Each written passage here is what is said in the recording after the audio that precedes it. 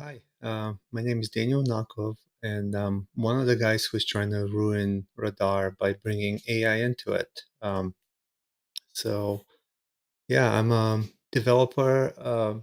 I'm based in the New York City area, and I'm excited to show you the R2ai project that I've been working on for quite a while. What is R2ai? R2ai is your reversing assistant. So you could have a chatbot that's integrated with a radar too, and it can do things for you. It can perform commands, and you can use many different providers and large language models to automate your reversing tasks. So why do we need radar R2AI? Well, the real reason why I started working on this project is because I really like reversing, but it's only my hobby. So I get to do it like maybe once every year or two. And every time I pick something up and I have the need for it, I've forgotten all of the commands. So the only thing I remember is a bunch of A's to do analysis. So when I had something that I want to reverse like last year, I was typing stuff in ChatGPT just like remind myself of the commands that I'll put in R2. So I figured, why don't I just write a plugin that I could use inside R2? So that's kind of how I got involved in R2AI. But there are many reasons why we want to use large language models with reversing. Radar 2 in particular, because it's been around for 20 years or so, and basically all of the LLMs already know of its commands. Like if you, I'm sure you've tried Claude or OpenAI. They're pretty good in terms of coming up with good commands. And also, we want to push the limits of what we can do in reversing with large language models. So, for example, when I started, the context windows were very small, so you could only fit so much. And basically, you would do an IZ, and it was spit out like a megabyte of strings, and you basically can continue the conversation. But a month or two later, things started getting better. The models are a lot faster now, so you could do a lot more stuff. So you kind of see the progress basically on a month to month basis. Anytime there's a new model, we're pretty much on top of it and supporting it and making sure it works. So uh, there probably are a lot of other reasons, but I also feel like there are really not that many people exploring this space from what I can tell. They're not flashy apps. Obviously, everything is in the terminal, but I feel like AI can already do a lot in this space. So I'm gonna start with a little demo in a terminal with R2AI, and we'll pick it up from there.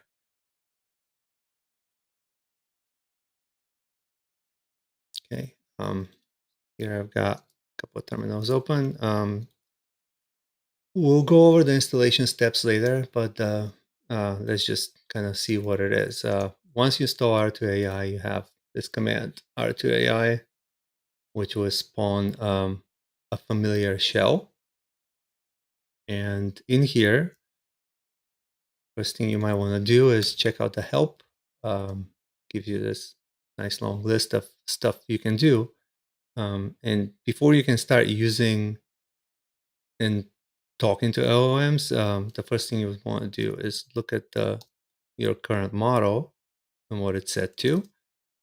Um, and if it's not set to anything, you might want to pick one from the list. We have a few lists. So there's -m, which will give you a short list of the models that we normally use. -mm's give you a longer list of models that we normally use. And there's another list that's not even visible here that we support. Um, the rule of thumb is we support everything on Hugging Face with a GGUF prefix, and GGUF stands for the Llama CPP project. For those of you familiar with it, so you can pick one of these and it'll start downloading it, and you can run it locally. Now, all those will run locally, and there is we also support pretty much all of the providers as remote, even though they're not listed here. So let's see if I want to switch my model, I will switch to GPT-4o, even though it's not on the list, I can still use it, right? Hi, what model are you? Cool. Let's get back to the help. We have a few things that we can do here. We can list our conversations. That exciting.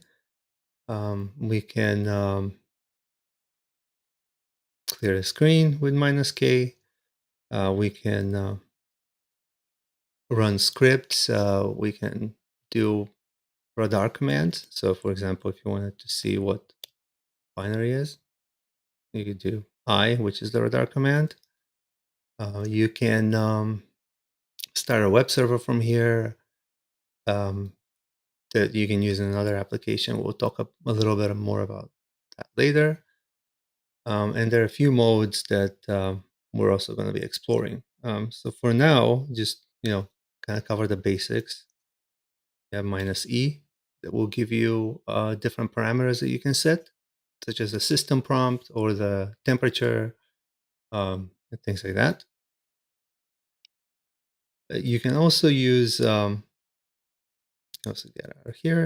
You can also use r2ai with from the command line. So there's a little bit of help. You can preload a binary and start it that way. So, for example, if you wanted to do r2ai, one of these binaries here, you could do that, and it'll start with that binary loaded to R2.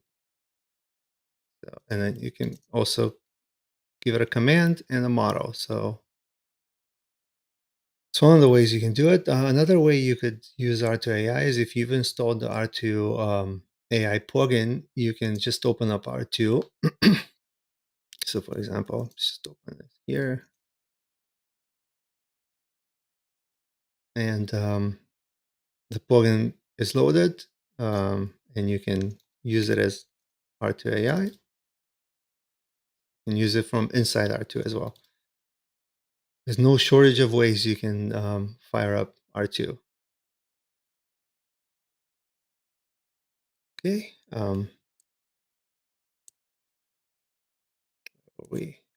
Yeah. So yeah, that's the basic usage.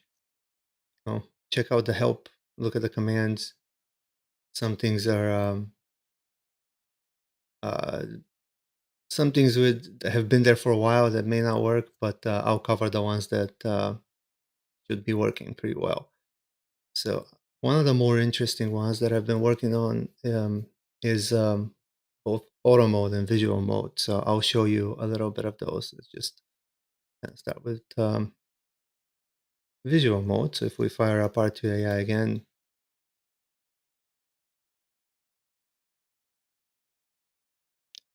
notice one of the commands here was -VV. It stands for visual mode. And now you get this little chat. And in visual mode, you could also change the LLM model. So this is the third longer list of models that we support. So this includes like more of the, even more of the remote models. It's quite large. It's just an enumeration, but in general, you can assume provider name / model will work, or provider name model. From here, you can also load your binary, and there's also a control P. You can kind of see, switch to, oof, that's brutal. Okay, so you can just start typing, in here as well, and the assistant will help you. Um, but there are some more interesting usage that I'll cover in this mode in a little bit. But first, what I want to do is kind of walk through this little setup that I have here. So I have a directory full of crackmes that I found just for testing. I downloaded them from crackmes.org, or no, crackmes.one actually. And you can kind of see what they do, not much. You're supposed to find the password for this one. And okay, so we're actually going to use r2ai in auto mode to figure those out. So let's start with a pin. So I'll load up r2ai in.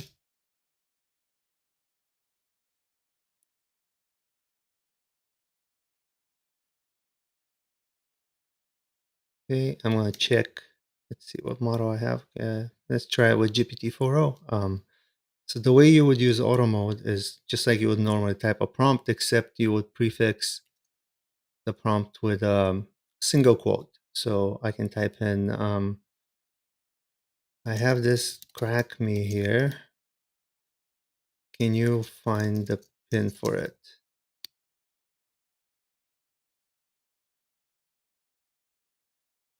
I'm gonna scroll up so we can at least talk about it. So this was very interesting to me to see the difference. So when I first started um, playing around with this, I think it was around GPT-4o, and what I noticed was that I basically have to, when I run a prompt like this, I have to be a little more specific, but also it would never do analysis first. It would just basically do AFL next and get stuck. So I actually had in the first iteration of this, I had, okay, well, just like always run analysis first before even like attempt a prompt. And now pretty much all the models, all the bigger models already know, okay. You will even see later probably that it would try to run AFL, for example, and it would realize after a couple of times that, oh, I'm supposed to do analysis first. So then it would actually do AA. So in this case, great, listed the functions, started some disassembly. Okay, and told me the pin is 8446. Okay, cool. Can you test this pin for me? Okay, let's stop here. So I should say that whenever you see this green stuff, it means that AutoMode is calling a tool. So the LOMs are given three tools in currently. One of them, the main tool being an R2 command. So they can execute a command in R2 and it'll show up like this, right? This is a slightly different tool that actually executes the binary with the given input.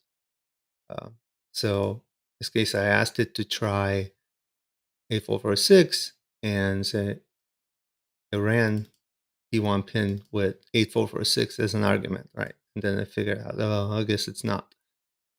So I went back to reading everything and has decided that whatever the decode pin function does, it's going to try and emulate.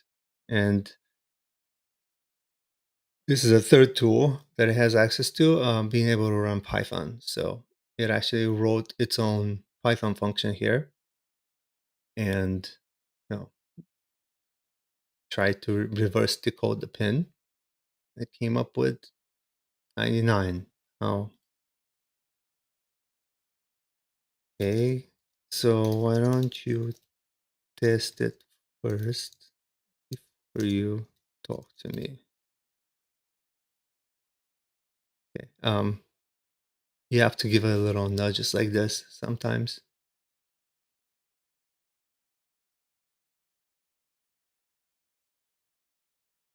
Now it keeps going again, trying to figure out this should have worked, this shouldn't have worked.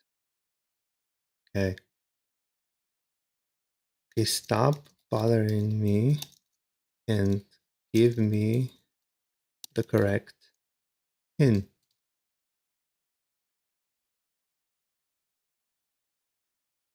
Nice try.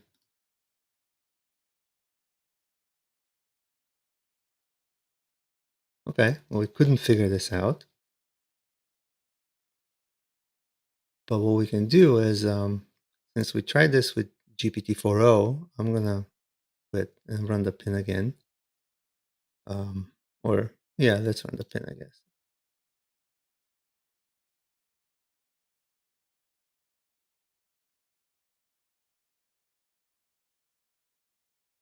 But this time I'm gonna run it through Claude model here. And I'm gonna go up and ask it the same thing.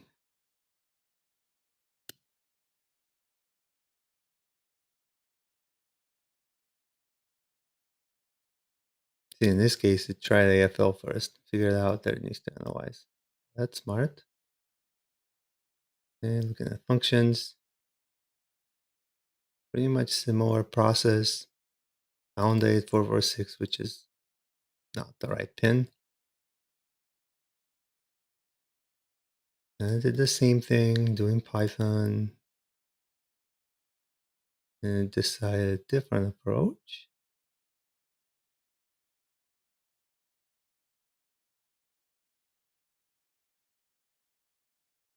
Oh, it found it. Nice. Oh, I feel like GPT-4o found this one too. Okay. So basically, it must have gotten, oh, just find original. It must have gathered something from the encode the first time it did encode and decode, and it figured out that that's the wrong function. So I guess I'm not gonna read through all this. So somehow I figured it out, which is great. Um, so yeah, I mean, let's test it out, I guess, and just to be sure, if I go here to D1 and what was this? 3901. Great, yeah, found it. So that's great. Let's try this in visual mode. So one thing to know when you're using visual mode, it's only auto mode. So you can't just, I mean, you can chat it with it, but it actually has access to tools, right?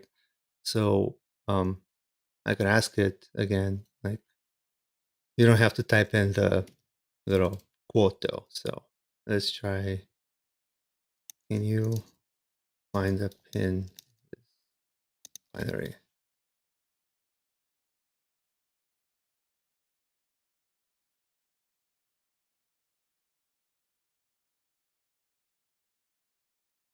Okay, similar process.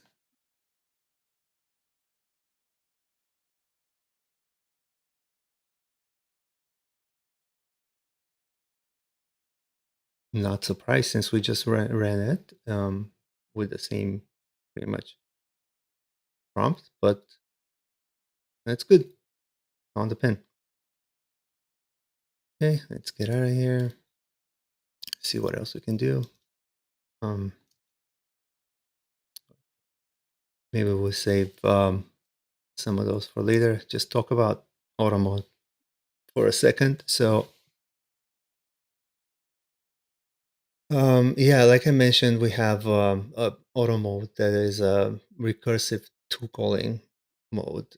So it's basically sending your prompt and a set of tools and saying, okay, now generate a response, and sometimes the response is a tool call.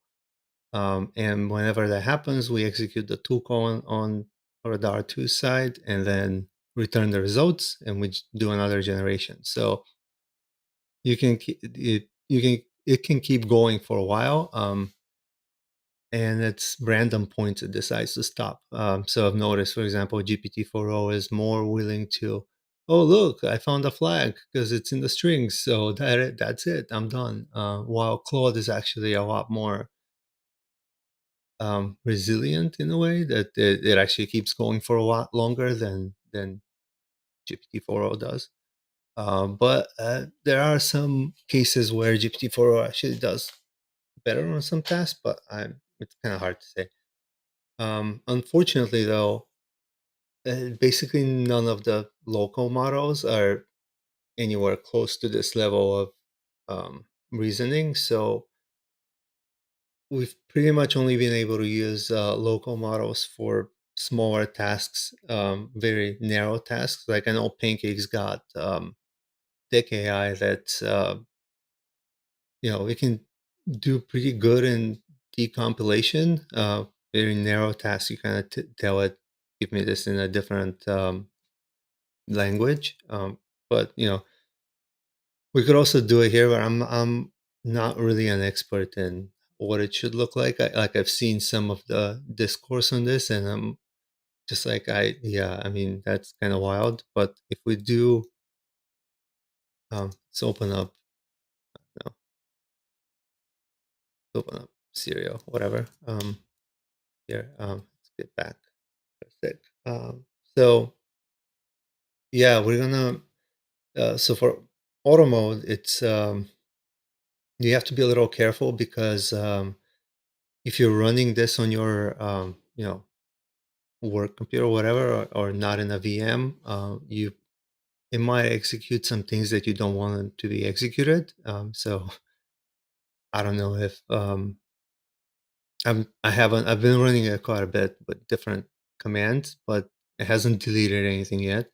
But just you know, be safe. Use a VM. Run Radar 2 and Radar 2ai there because the LLM generates code. It runs on your machine. So just don't be a victim. So yeah, I was gonna get back here to show you.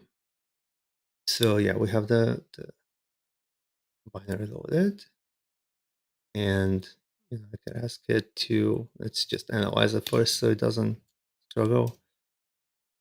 And let's just kind of figure out. Okay, I'm just gonna ask it to compile the main function.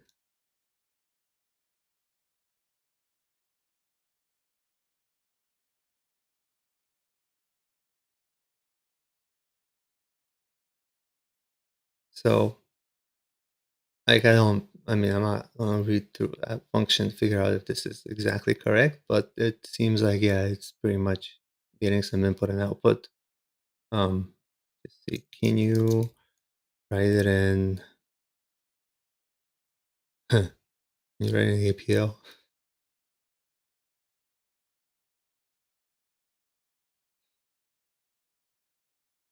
Cool. A lot of the characters are not showing, but anyway,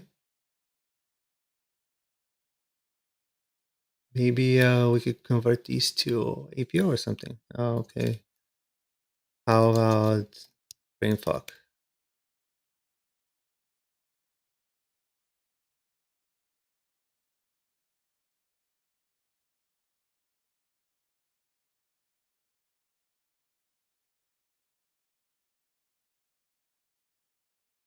All right, that's kind of fun. So it's yeah, it could be a very useful tool in various stages of um, process. So you don't have to use it for complete automation, but stuff like decompilation or I don't know, finding references and things like that, it can be very helpful. One some of what I'm actually trying to do with this is a larger scale automation for being able to give it a I don't know, like hundreds of binaries and have it run for days. But just don't exactly have all the resources for that yet. And time. So, in that for the most part covers auto mode. You can kind of figure out what that might be useful for you or not. Just want to kind of talk a little bit about some of the other features. There are some other interesting modes, so I'll start actually from bottom to top. Let's talk about clippy mode. So if you do R2, um, why doesn't this work? I thought it was R2. Oh, okay. Hi, Clippy. Now you get the chat, but in with Clippy. That's kind of cool. Um, why you have paperclip?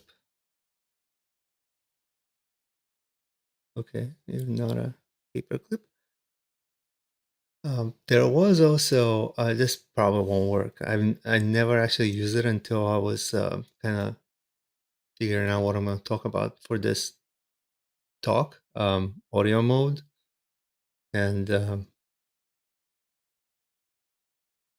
I thought oh no, this yeah, I don't have Whisper installed. Whatever, I'm not going to install right now. But let's see if Clippy is actually going to work. I did it earlier. It actually started talking to me, even though I didn't have Whisper installed. Well, the Whisper is for transcription, so it actually wouldn't have to be installed. Huh. How did I get it to work before? Anyway, we can look into that later. So we have all these other modes um, that you can check out. There's one that's interesting. So you could, there's more than one that's interesting, but you could start it as a web server. So if I do -w and give it a port number, now we'll start in 9876 and it should be able to curl. I believe it was V1 completion.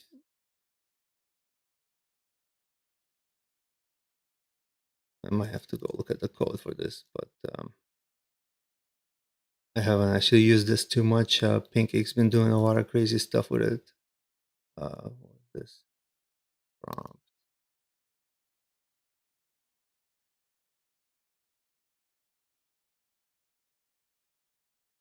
Eh, oh, it wasn't maybe API complete. Anyway, we can look into that later. That is the idea with where did this go? The idea with web server is that it actually spawns a OpenAI compatible web server, so you can use any other tool that supports OpenAI style request responses, which is pretty much any one of them, and you can integrate it in your chat window that you like, for example. But it's kind of interesting how Pancake is using it with day3. He's written a JavaScript plugin for R2 that just does the compilation on various parameters, and he's calling R2 web server or R2ai's web server to do that completion. So you should check out his talk. He's got a lot of more good stuff in there. Um, so okay, let's. I was trying something out earlier. Um, I wanted to kind of see if we can make it happen now. So if I open R2ai, when I first open it,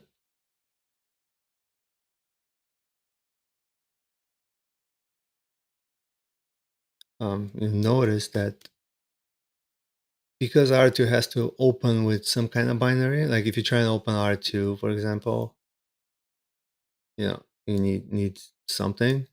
Um, we give it bin ls, which is always there. But I was having a hard time with files recently, so I'm just gonna unload this. Make sure it's good. Um, Clear the screen, and I'm gonna say I wanted to actually go in and have the AI look at this directory, pick one of these things, and just crack it. So I want to see if it's gonna use the commands correctly. Okay, I have this. I have a few crackmes in the current directory. I want you to look at the directory, pick one of the crackmes at random, and you figure out what the password is or whatever.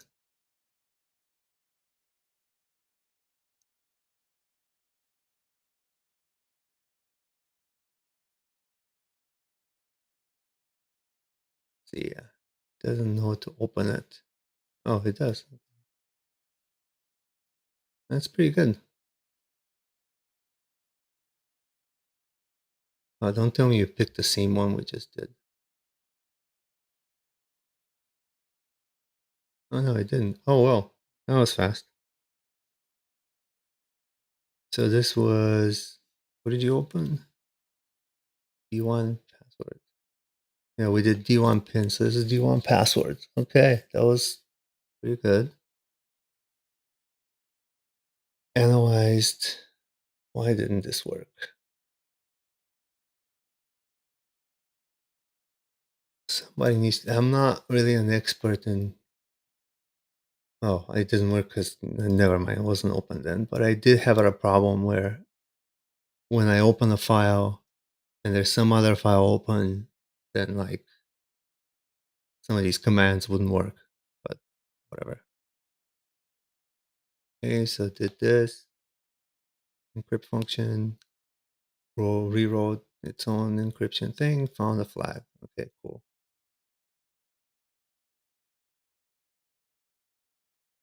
Oh, it actually this time it verified it for me. Great. Now let's see if can do the other one. So clear, and let's see what the other one is. Serial.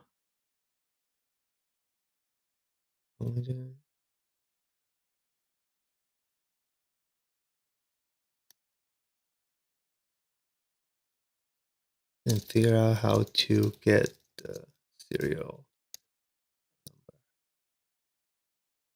Oh, you know what? I should probably do something first because that problem. I'm just gonna close the files. And then I'm gonna tell it that.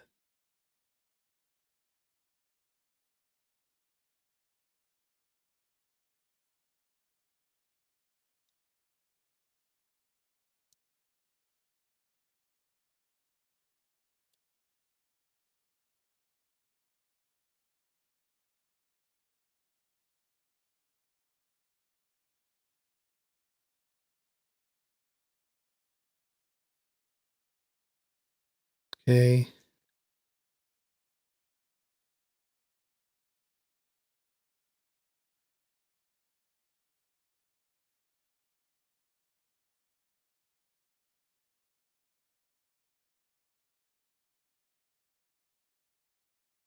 Okay.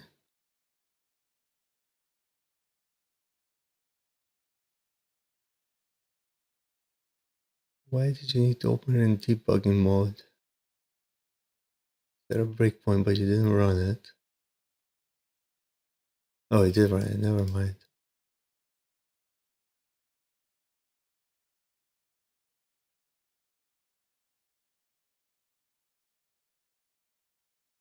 Okay, so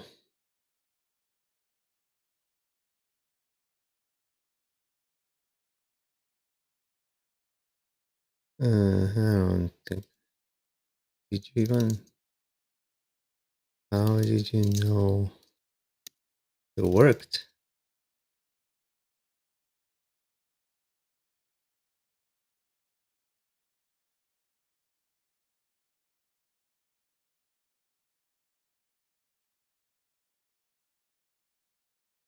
Yeah, of course you were wrong.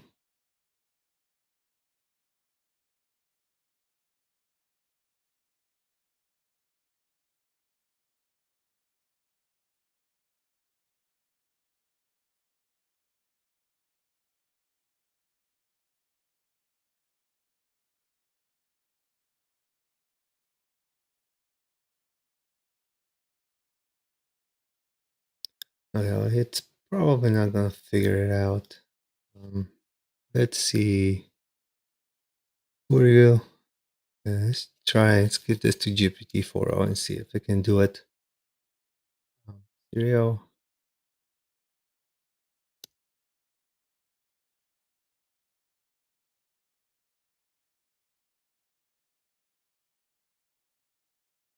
Notice how I'm starting with a model. But let's just make sure that this part works. Okay, it works. Okay, so let's see. All right, let's just do it in visual mode now. You figure out what the serial number of this crackme is.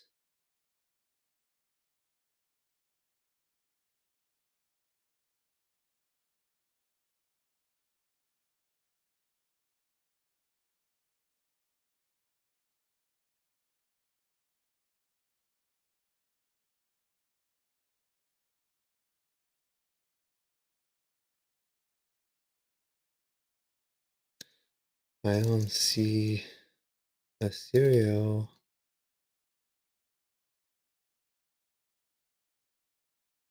One of the things I was trying to make it do was I don't want it to spit out that much stuff in general, but when it doesn't talk too much, it's just not as good. And it's like decided to have it talk. Still, oh wait, did you test it?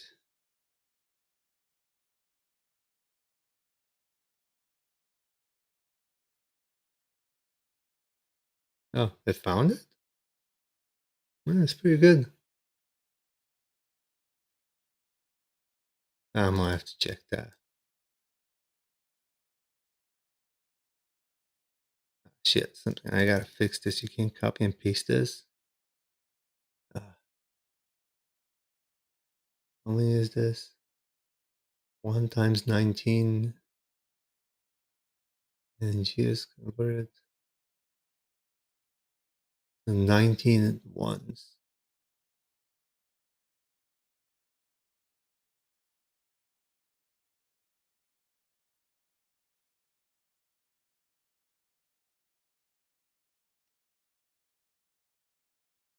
Oh yeah, but 9, 12, 15, 19, and then G. Huh, well, that's cool. No flag or anything?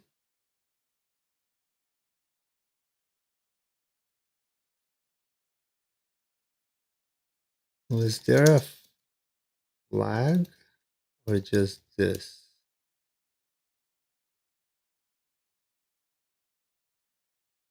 No moron in the binary.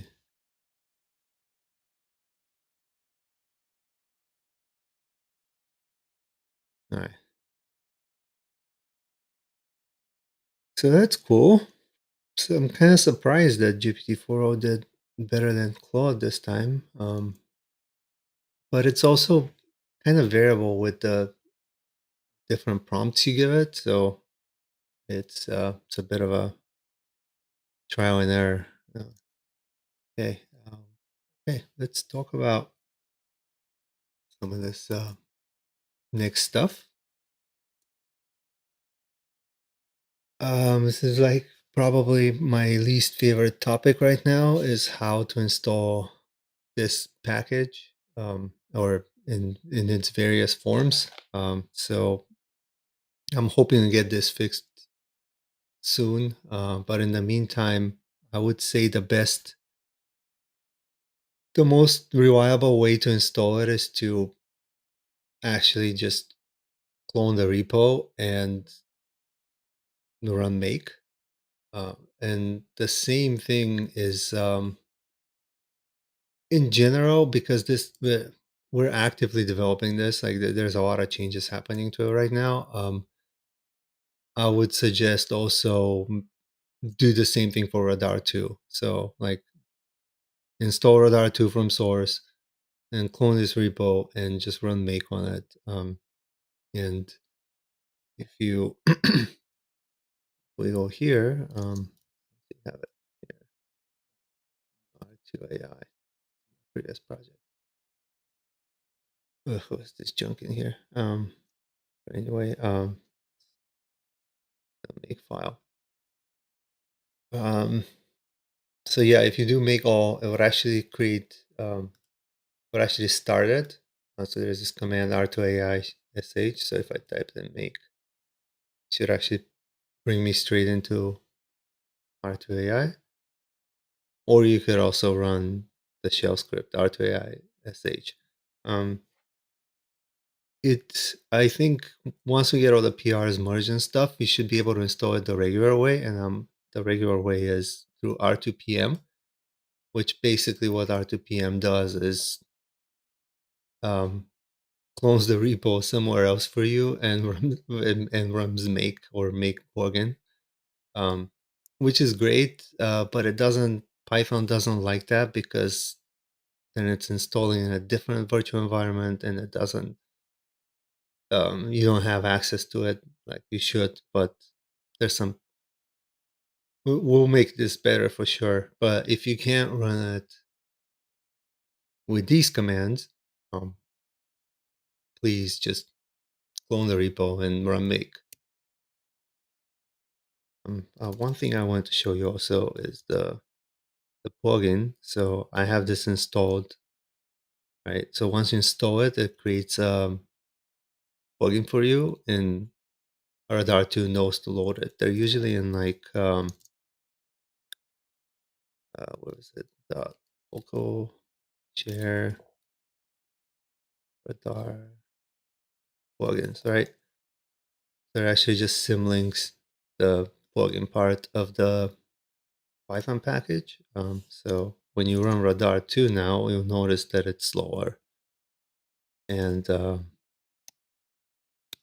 reason why is all this Python code that r2ai runs, kind of slows it down, which sucks. But you know, we'll rewrite it in C, right? So here in, this is regular Radar 2 mode, right? So you don't have to do the colon anymore. You just type in I or whatever.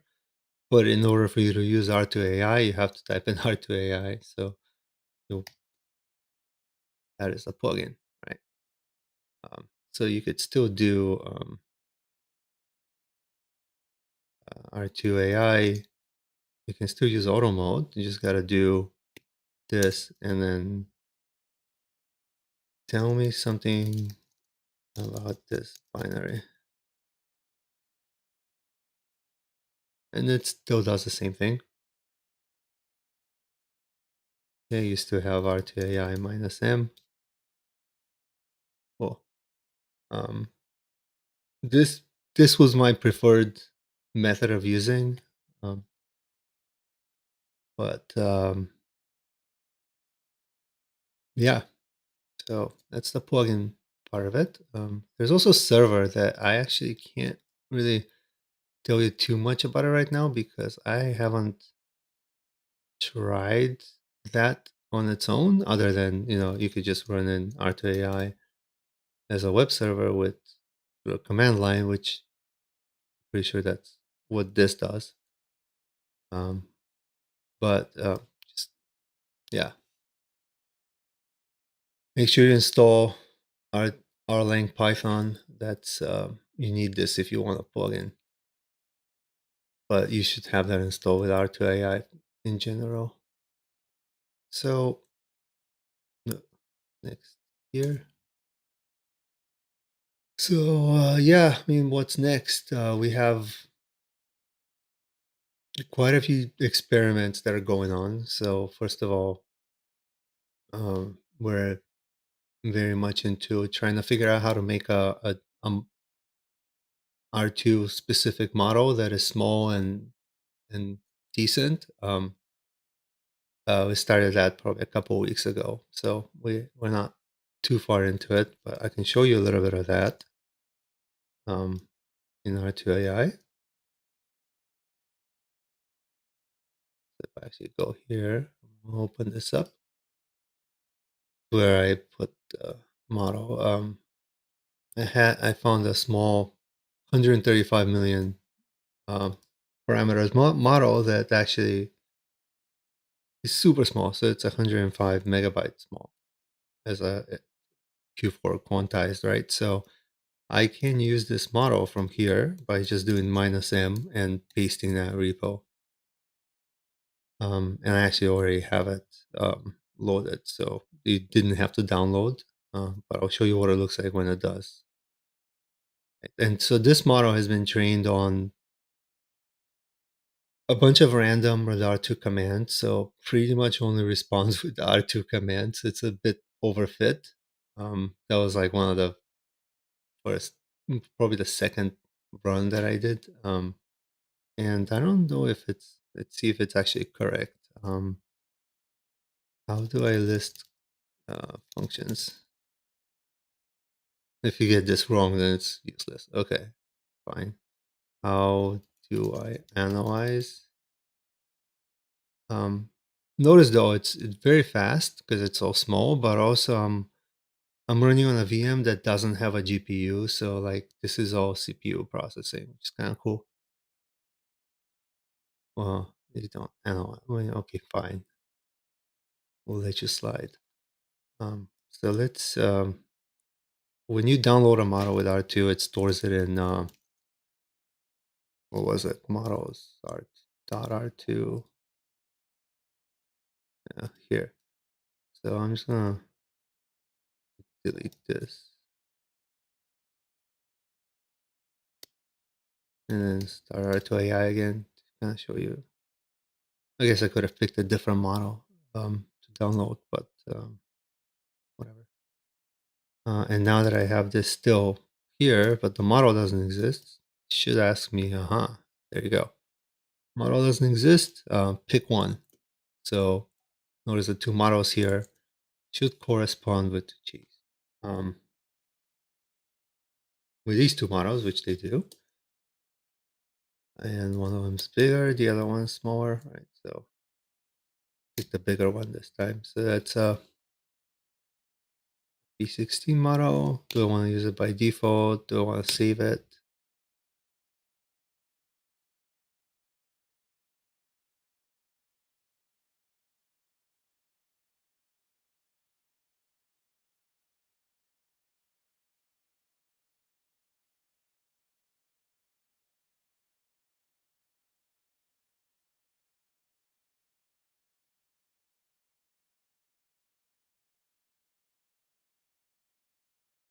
And now it should respond.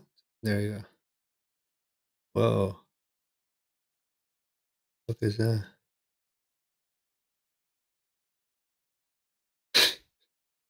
No, there's no way.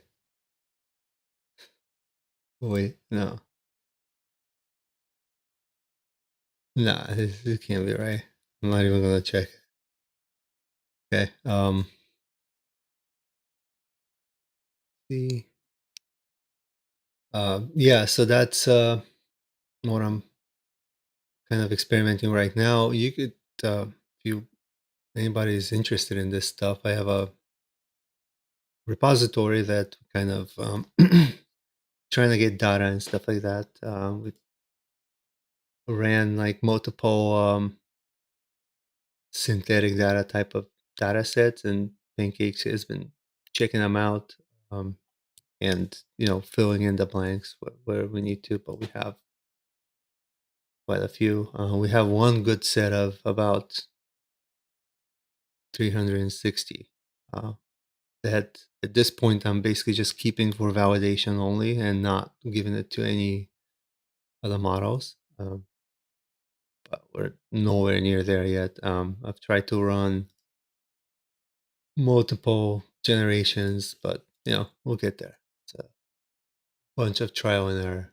But yeah, check this out if you're interested. And yeah, some of the other things that are very imminent are just a bunch more Python stuff and bug fixing, and we have a couple of integrations that we want to do. MLX, which is like the Apple's faster, the models that run on Apple that are like specific. It's kind of like we use Llama CPP, which is optimized for Metal, but MLX is like, I guess, I don't know if it's better or not yet, but it's interesting. So we want to kind of support as many models as possible, and yeah, maybe we'll rewrite it in C one day. But I would kind of I feel like things are way too in flux right now to kind of handle another rewrite. Even though if you actually look at the repo, there is, I mean, Pancake had already started a rewrite last year, so I haven't actually looked at how far is it. But there is some code. Yeah. Well, that's it from me, and I hope you enjoyed, my little brain dump of R2 and playing around with it in the terminal.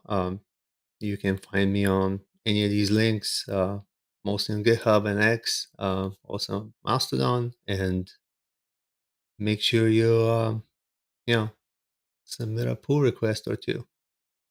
Thank you.